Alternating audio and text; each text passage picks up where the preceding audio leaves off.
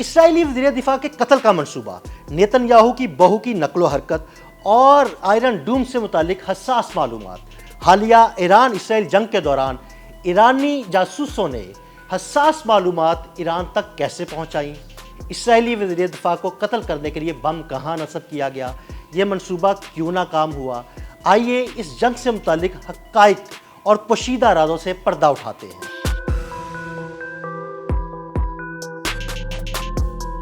ایران اسرائیل جنگ کے دوران جہاں ایران کے اندر اسرائیل کا پھیلایا جاسوسوں کا نیٹ ورک بے نقاب ہوا، وہیں ایران نے بھی اسرائیل کے اندر اپنا ایک مضبوط جاسوس نیٹ ورک قائم کر رکھا تھا، جس کی بنیاد پر اسرائیل کے ان علاقوں کو بآسانی نشانہ بنایا گیا جہاں ایرانی جاسوس نیٹ ورک نے کیمرے نصب کر رکھے تھے اور پل پل کی ویڈیوز ایران تک پہنچ رہی تھیں۔ اس کے علاوہ کچھ عرصہ قبل اسرائیلی وزیر دفاع اسرائیل کوٹس کو بھی قتل کرنے کا منصوبہ مکمل تھا اور بم بھی نصب کیے جا چکے تھے، لیکن یہ منصوبہ عین وقت پر فیل ہو گیا۔ اسرائیلی چینل 12 نے انکشاف کیا کہ 24 سالہ اسرائیلی نوجوان کو اپریل میں ایران کے لیے جاسوسی اور وزیر دفاع اسرائیل کوٹس کے گھر کے قریب دھماکہ خیز مواد رکھنے کے الزام میں گرفتار کیا گیا تھا۔ ٹائمز آف اسرائیل کی رپورٹ کے مطابق ملزم روئی مزراحی ایران کے اس مبینہ منصوبے پر کام کر رہا تھا جس کا مقصد وزیر دفاع اسرائیل کوٹس کو قتل کرنا تھا۔ مزراحی پر جنگ کے دوران دشمن کی مدد جیسے سنگین سیکیورٹی الزامات کے تحت مقدمہ درج کیا گیا، جو اسرائیلی قوانین کے مطابق انتہائی خطرناک جرم شمار ہوتا ہے۔ رپورٹ کے مطابق مزراحی نے جو دھماکہ خیز مواد وزیر دفاع کے گھر کے قریب نصب کیا وہ اس وقت پھٹنے کے لیے تیار تھا جب وزیر دفاع وہاں سے گزرے۔ رپورٹ میں دعویٰ کیا گیا کہ ایران اس کارروائی میں کامیابی سے محض چند قدم دور تھا۔ 24 سالہ ملزم روئی مزراحی نے کفراہیم کے قصبے میں کوٹس کے گھر کے قریب طاقتور دھماکہ خیز مواد نصب کیا تھا۔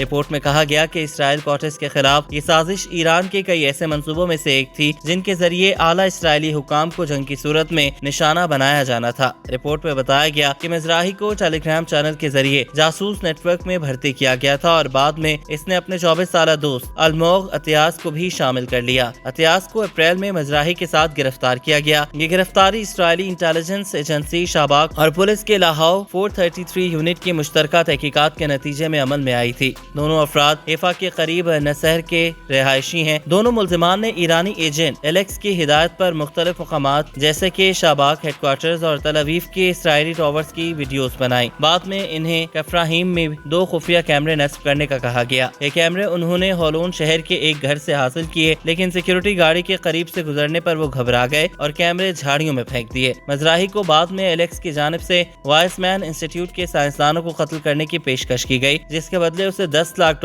ادا کیے جانے تھے، لیکن اس نے نصف رقم پیش کی طلب کی تو انکار کر دیا گیا، جس کے بعد اس نے یہ کام کرنے سے انکار کر دیا۔ اس کے بعد مزراحی سے ایک دوسرے ایرانی ایجنٹ گیٹس نے رابطہ کیا اور اسے اسرائیلی کوٹس کے گھر کے قریب دھماکہ خیز مواد رکھنے کا کام سونپا گیا۔ رپورٹ کے مطابق مزراحی نے دھماکہ خیز مواد ایک نیلے رنگ کے بیگ میں حاصل کیا اور اسے کوٹس کے گھر کے قریب ایک مقام پر رکھ دیا، جس کے عوض کرپٹو کرنسی میں ادائیگی کی گئی۔ رپورٹ میں مزید کہا گیا کہ مزراحی دھماکہ خیز مواد کی ایک اینٹ اپنے گھر بھی لے گیا۔ مزراحی کے وکیل نے چینل 12 کو بتایا کہ وہ ایک ناسمجھ نوجوان تھا جس نے ریاست کی سیکیورٹی کو کوئی نقصان نہیں پہنچایا۔ مزراحی کی گرفتاری کے بعد اسرائیلی حکام نے کہا کہ مزراحی نے 2025 کے دوران ایرانی ایجنٹ سے رابطے میں رہتے ہوئے متعدد سیکیورٹی مشن انجام دیے۔ ان میں سے کچھ الموغ عطیاس کے ساتھ انجام دیے اور اسے مکمل علم تھا کہ وہ ایرانی ہدایات کے تحت کام کر رہا ہے۔